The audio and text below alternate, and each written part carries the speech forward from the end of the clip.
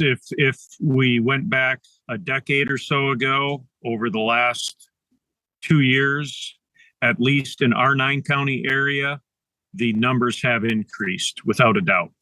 Detective First Lieutenant Chuck Christensen represents the 5th District covering Southwest Michigan. He says the number of officer-involved shootings have increased nearly 400% across the state. So we analyzed a 1-year period. So that would have been 2021 to include part of 2022 as of probably 2 months ago is when we did the study.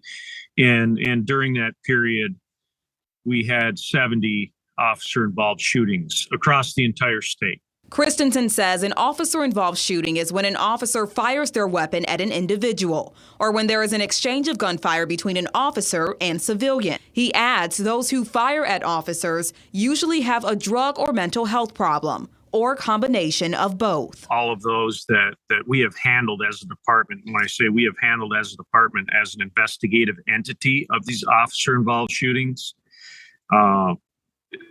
nearly 50% have a drug or mental health component on the individual on the civilian side.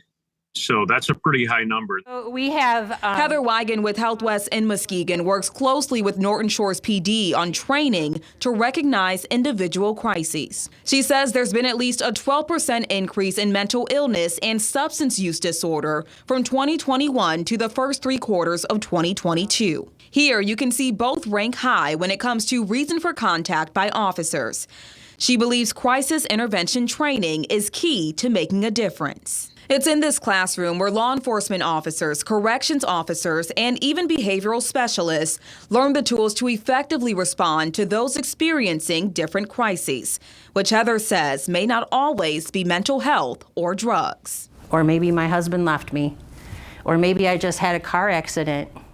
I could be in crisis for a number of reasons and have an officer show up or someone else show up and get excitable and unpredictable and have something terrible occur. Bruce Morningstar has been with the Norton Shores Police Department for 7 years and has more than 20 years of experience in the field.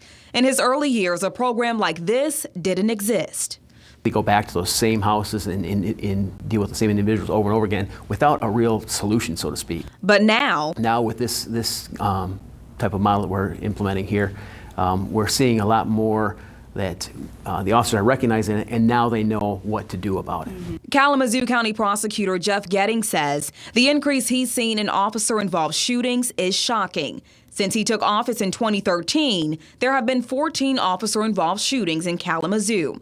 In 11 of them, civilians tried to assault officers. In Kalamazoo, out of all of those cases, only 2 of them involved a person who was later found to not be armed at the time the officers were shooting.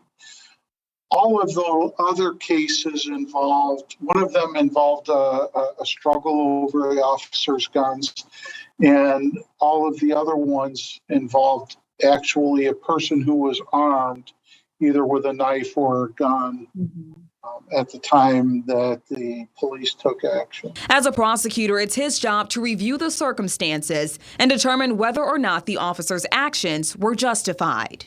We do see incidents around the country where officers have acted excessively, but we also see an appropriate response by prosecutors or the U.S. attorneys around the county to hold them accountable when they do act inappropriately.